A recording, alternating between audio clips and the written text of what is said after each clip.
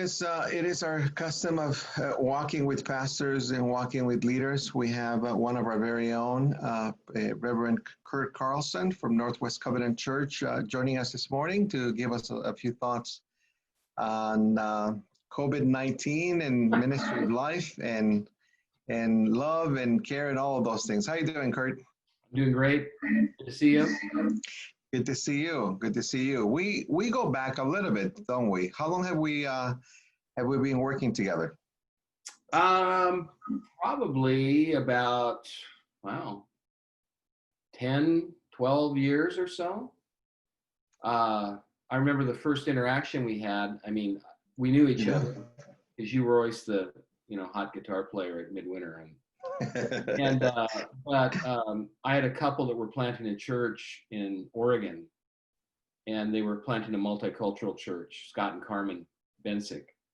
And we came down to California on a road trip to talk with you and some others about multicultural ministry. And that was sort of our first encounter when you were in San Diego. So, yeah. So you came down to Church of the Redeemer when I was in LA. Yeah, we met you for breakfast, and you paid for it. Did I really?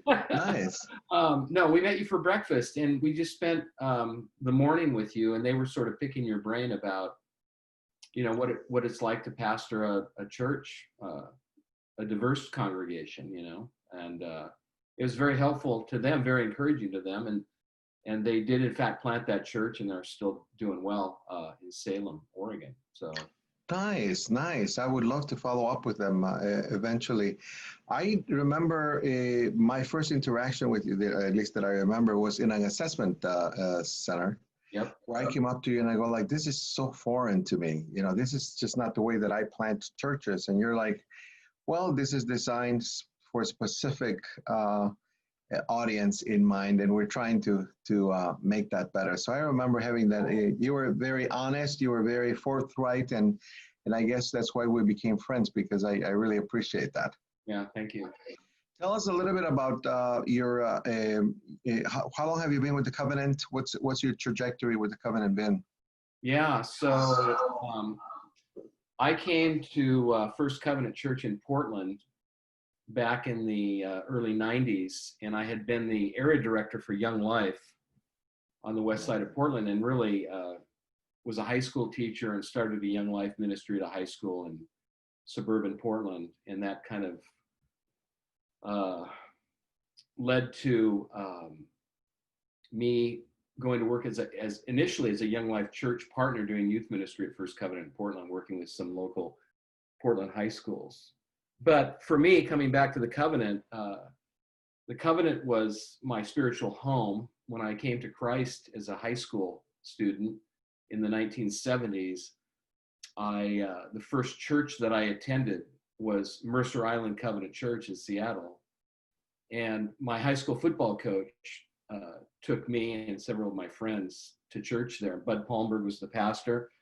And so the Covenant was really my spiritual home. And then when I went to Western Washington University in Bellingham, was involved in a Covenant church, and Carlton Peterson, who has passed away, was my pastor there and was really the one who encouraged me to pursue vocational ministry. It took me 20 years to get there, but I did it. So in the 90s, I came back to Portland, First Covenant, and then that sort of led to me getting an MDiv over a period of about 10 years through Fuller Seminary and Regent College in Vancouver, and then ultimately a year at North Park, and then going back to Portland after my year at North Park as an associate at First Covenant, and from there planting Summit View Covenant Church in Beaverton, where I was for 12 years. And then from there took a call to conference ministry, where I was director of church planting in the Pacific Northwest Conference with Mark Novak and then Greg Yee. I did that for 5 years and then transitioned out of that role. And 3.5 years ago, accepted a call to come to Northwest Covenant Church in Mount Prospect for 1 year as an interim. And that's extended, I heard, right? Yeah, I didn't anticipate necessarily staying permanently, but it's been good. It's been very different than my ministry in the past 5 or 6 years working with church planting primarily. Northwest, would it be fair to say it's one of our historic churches? Yeah, it was chartered in the late 1950s. Mount Prospect was sort of I don't know if they use this term in Chicago, but kind of a first or second ring suburb. So a lot of recent North Park graduates, when they moved out of the city, they ended up in Mount Prospect. And so it was natural to plant a church there. And so they did. So it's got a long history. It's interesting, the facility is in the middle of a neighborhood, which 20 years ago, people would have said, and they did, we need to sell this building and get out on a busy street, and we need more visibility. But it's interesting how things have kind of come full circle, where it's almost more of a parish ministry idea now, and serving the local community. So that's what we're trying to do, is figure out how to shift that focus from being a regional church, if you will, to really a community church. So I was very struck by the church, first of all, because they've been just an amazing financial partner to the conference. Without their support and generosity, we would not have been able to assess and train church planters, and our church planting ministry really would not exist if it wasn't for them. So I'm very grateful to them. So I have visited twice, and one of those times I preached, and it was just it was just like being home. There was this, how many members of in the choir are there? Like 30? Yeah, 30. It's interesting you would say that, because, if you knew me, you would know that my initial reaction to everything is characterized by reluctance. And so it was no different when I was called to come here. And yet, probably my call to come to Northwest Covenant Church was one of the clearest calls I ever received in my life. I was prepared to say no way. I sort of interviewed as a favor to Pete Schobloom. And then in the middle of the interview, it was, and I don't use this language all the time, but God clearly spoke to me and said, you need to be here. And when I the first Sunday I was there, I had I felt like I'd come home. And it was hard to express that to. And though you have an older audience, these are just incredible folks. These are folks that are engaged. The Covenant Church is usually pretty gracious with me when I come in and I speak. Obviously I use a little bit of humor. Not everybody appreciates that. I think people can tolerate that. But I felt really at home at the church, and there was this appreciation for what we were doing. Yeah. And it wasn't just a financial support, it was also spiritual, it was also structural support. And and thank you for being a key part of that, because obviously you have a background in church planting. Tell us a little bit about why church planting?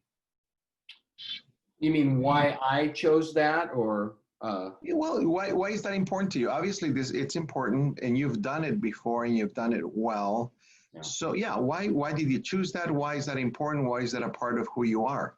Well, it's interesting, and I think if those of you that are watching this that are church planters, a lot of us, and Danny, this may be true for you too. I think our sense of call or our desire to plant a church was in some ways based on, I want to be able to do something and not do it like this. First Covenant Church in Portland is one of the oldest churches in the whole denomination. And so it was sort of like, I'm going to plant this church to do it differently. And that was part of the motivation, but part of it was because of my background with Young Life, I was just naturally drawn to unchurched people. And I was energized by those conversations and the idea of planting a church and connecting with folks who, either had no faith or had walked away from the church really appealed to me. And there was a dynamic in that, an energy that's very different than pastoring an established church. They're both challenging in different ways. But the dynamic of church planting is unique. And I think those of us that are called to do it, have a unique set of gifts to be able to do that. Not everybody can do that, and most people wouldn't want to plant a church. Don't you think that church planters are just, we can call them gifted. I kind of call them a little crazy. Don't you think that we're not regular people? No. We're usually driven by people, and we love people. How would you describe church planters? And the reason I'm asking is because you have assessed before someone can go into an assessment. Yeah. You kind of have to, go through certain filters with a new couple or a new church planter to say, does this person have what it takes to become a church planter? What are some of the characteristics that you saw that were appealing? Yeah. Well, the whole process of assessment really begins long before you invite a couple or an individual to come to an official church planters assessment. So it would typically be, for me, anywhere from a 6-month to a 1-year process of just getting to know people and being with them. If they're married, for example, being with them and their families, engaging the spouse, depending on which one was the church planter, and really also assessing for compatibility with the covenant, because the covenant's kind of a unique animal as well. Yeah. And many of, this is still true. I know that the majority of folks that we plant churches with are not covenant people. They aren't men and women that have gone to North Park, for example, or whatever. And so it's a long process. And so by the time you invite someone to an assessment center, you're fairly certain that they have what it takes. And there's all the things that are obvious. That it's helpful if they have an evangelistic gift, for example, if they can preach well, if they relate well to people. But over the years, as I've done this, this whole idea of being a healthy, spiritually healthy, emotionally healthy, physically healthy, financially healthy, all those areas, those in the long run kind of trump, gathering skills and preaching skills. If a church planter or a pastor, for that matter, is unhealthy in any of those areas, it's not going to go well. Yeah. And the thing that has been so, the thing that encouraged me as a church planter, and the thing that I think the covenant does better than anybody else, is we offer support and coaching. And I never felt like I was on my own when I was planting a church. And yet, talk to all kinds of folks that are planting churches with other denominations or church planting groups. And so many of them are so lonely, and they just feel like they're out there on their own. And that's death. That's really hard. And so and that was one of the things that I think did well as a church planting director. I think that I cared well for my church planters and their families, and coached them well. We planted quite a few churches during those years in the Pacific Northwest Conference, and the majority of them are functioning today. But even as I talk about this, I miss it. Sure. And so, Church planting, I think you described church planters really well. Yeah, but finding and being in conference ministry, I'm sure you had to take care of pastors as well and walk with pastors. And our inability sometimes to have networks and being very lonely and not being healthy. And what I found is that we don't really care so much for accountability. Because, especially by a certain age, right? We are who we are. We're not going to change a lot, and we don't really want people to call us out. Having a conference ministry background, why do you feel that's important? Why do you feel that we need to have good, close friends that are impartial, that can call us out, that can, tell us the truth? Well, first of all, I'd say that, I think what you said earlier was kind of in jest, was that, we are who we are and it doesn't matter how old we are. And yet you still find that a number of pastors that are in their 50s and 60s are getting into trouble, morally, or getting in trouble financially. I think most of us that are in ministry, because we're so busy, and I'll speak from my personal experiences, that we put those kind of self-care issues off, and we say, I'll get to that.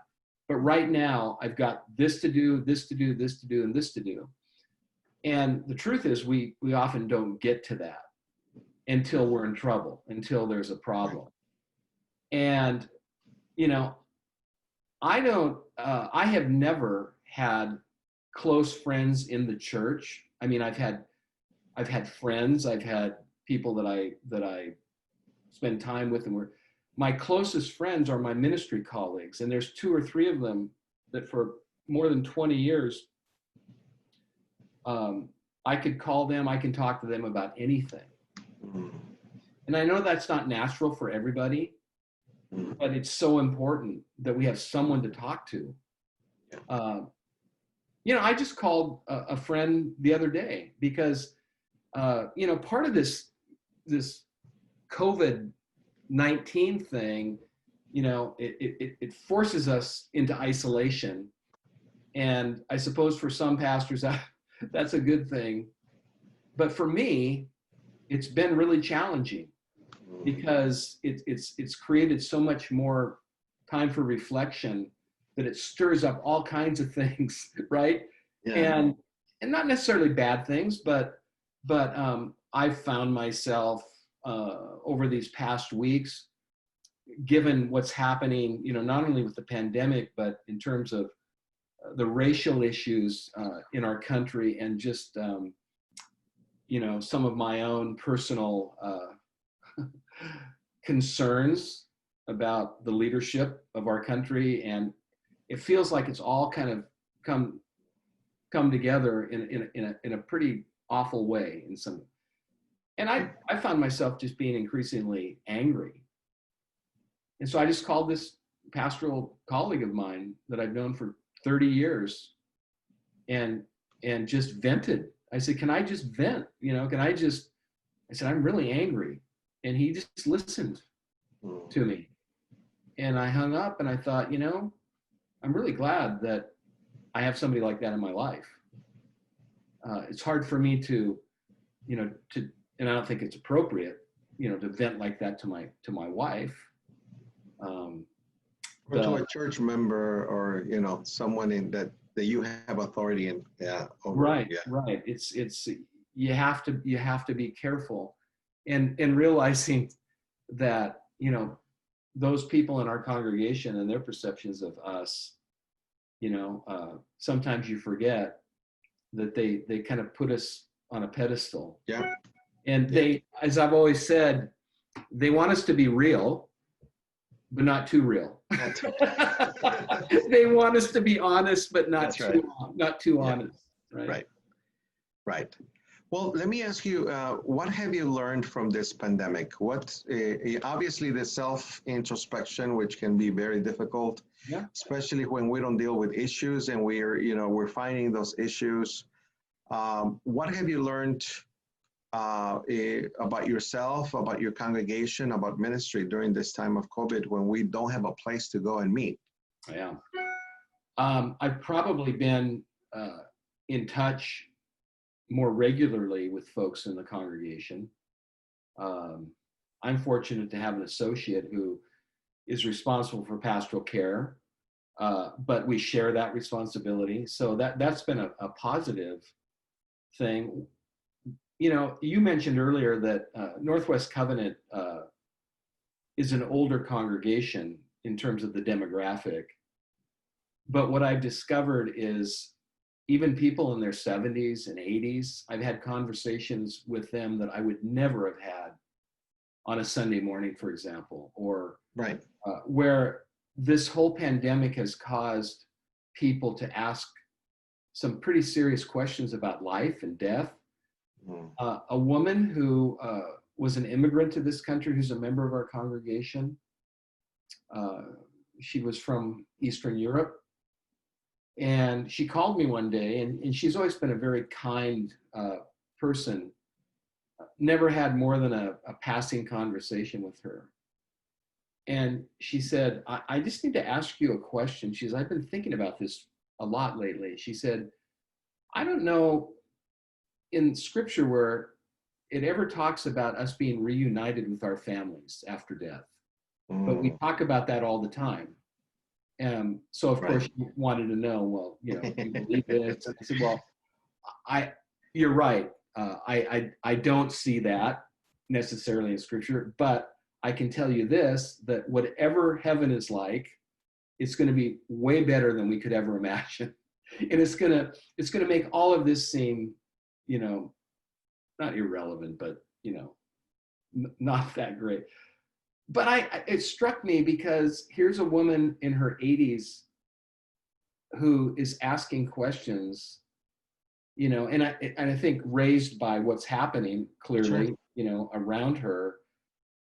But I've seen that consistently with people. People are willing to talk about things, and to kind of, you know, I mean, we're a pretty traditional covenant church, which means that there's still Scandinavians afoot in our congregation. And, you know, I guess I should speak for myself because I'm Scandinavian somehow. But they oftentimes don't talk about how they feel about things. And yet what I've discovered is they're very willing to talk about that now. And yeah, so that's been a big one. You know, I kind of thought that they would just cruise through this because they've been through the Depression, they've been through World War II, right? You know, so this is nothing, right? But it's not true. And I've discovered that that they value just that personal time with me. In some ways, this whole thing has forced me to really lean into, you know, my pastoral call to be with people, where, as you know, oftentimes we're doing so many other things that I think sometimes that gets neglected.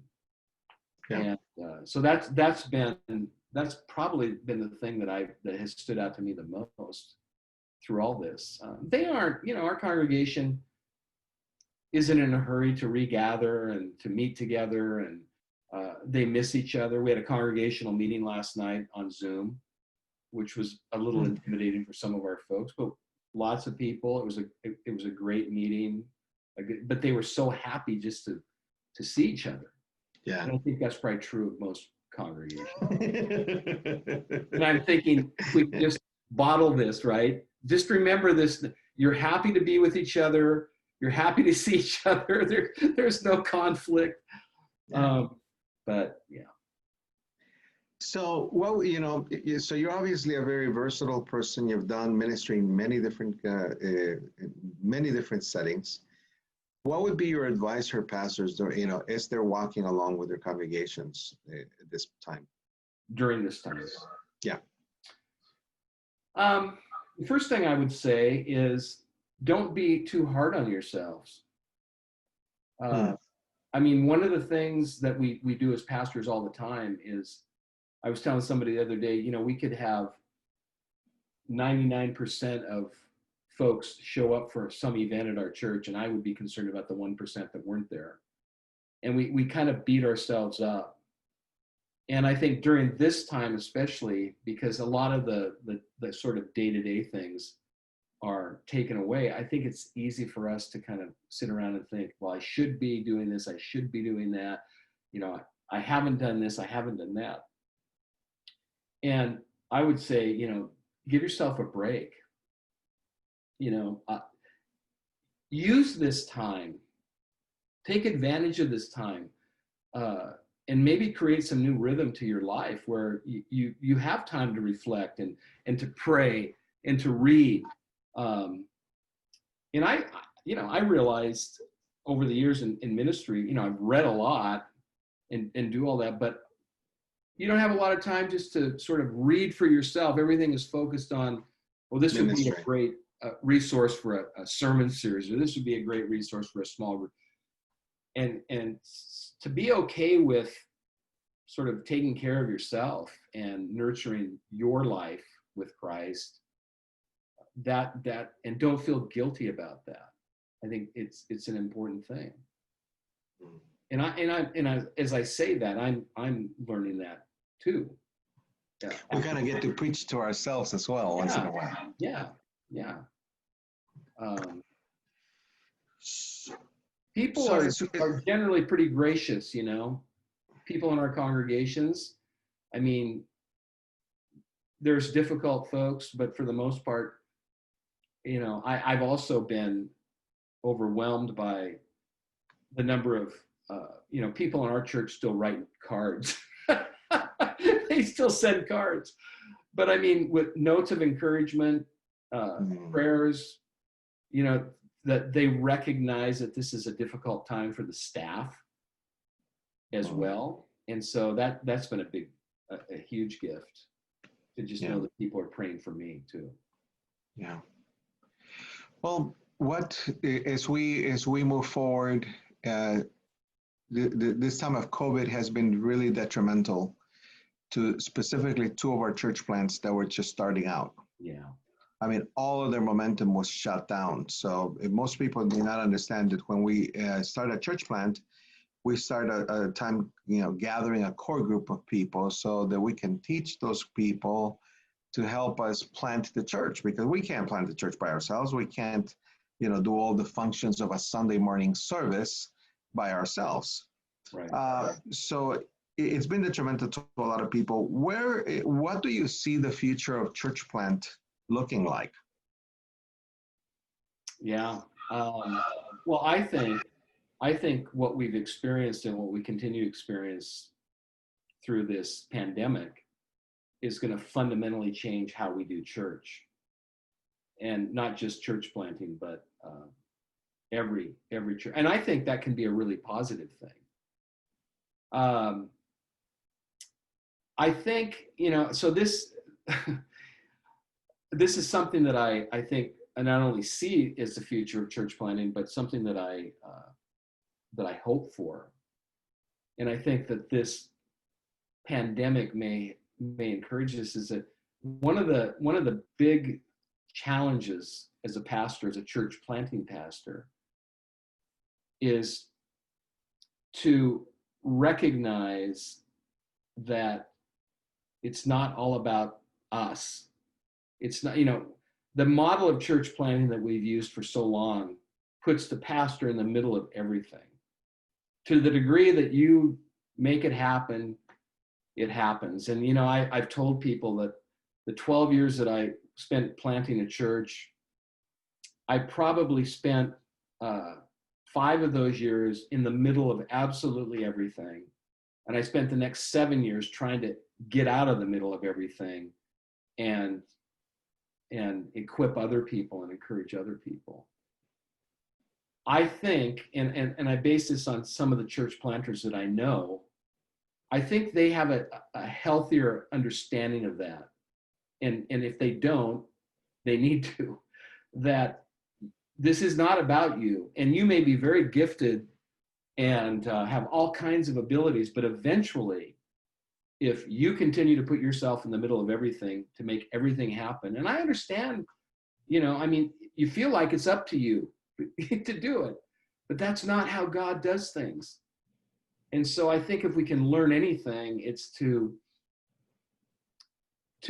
trust God in it. I mean, it sounds so simplistic, but it isn't dependent only on me. I have responsibilities, but I've got to trust that God, called me to plant a church. God is involved in this process. God is going to bring people. I'm going to participate in all that, but I can't make it happen.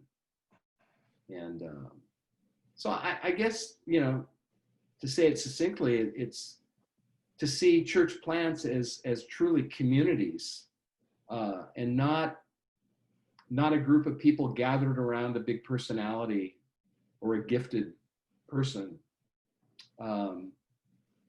but really a community of believers that are focused on the same mission. When I found out that you were pastoring in Chicago, as I had accepted the position of superintendent, I got really excited because I would get to see you a lot more often. So, and I'm very grateful. Well, trust me, yeah. I've been in 91 churches out of 111. That's where I've been. Well, you've probably been busier over these past months than ever before. Which is crazy. You would think I have more time, but yeah, it's just our churches. I would say that maybe about 40 of our churches did not have an online platform for giving or for broadcasting services. So we've had to become IT to the Central Conference, and we're grateful that we can do that, but it's been exhausting. And of course, with the financial challenges, the Central Conference has not been an exception. But the great thing about our churches, even though we have been in that kind of place, we've been able to raise several $1,000s for COVID relief. And we have blessed over 100 people with either a gift card for groceries or help with rent. And I'm very proud of the way the Central Conference has participated in that, because there's a lot of our churches were blessed with the PPP. Yeah. And some churches decided to share that. We had individuals that gave their whole $1,200 stimulus as a gift so that other people could have the thing. I mean, even though we've seen a lot of ugly things, I've also seen some really wonderful things, and very happy for that. So I want to thank you for being a part of that. Thank you for bringing your heart of church planting with you. And I'm very grateful that you're a part of the Central Conference. Thanks, Danny. And look forward to that. So thank you for your time this morning. Blessings to you. Blessings to your lovely wife. Thank you. Where are your kids at? Are your kids back in Seattle, or are they all over the place? My daughter is in Portland, and she actually is enrolled in a graduate program in counseling at George Fox University. She's pretty excited about that, and she's working full-time as well. And my son lives between Portland and Eugene, south of the city, and is doing his best. That's so all. So did you grow up in Oregon, or did you grow up in Seattle? I was born in Kirkland. I don't know where that is. Across the lake from Seattle. Oh, okay. Redmond and Kirkland, Microsoft, you may have heard of that. A little tiny company, yeah. Kirkland was, I thought it was the most boring place in the world when I grew up there. So yeah, I basically grew up in the Seattle area, lived there. I ended up in Oregon because I went to graduate school at the University of Oregon. And then lived in Portland for 29 years.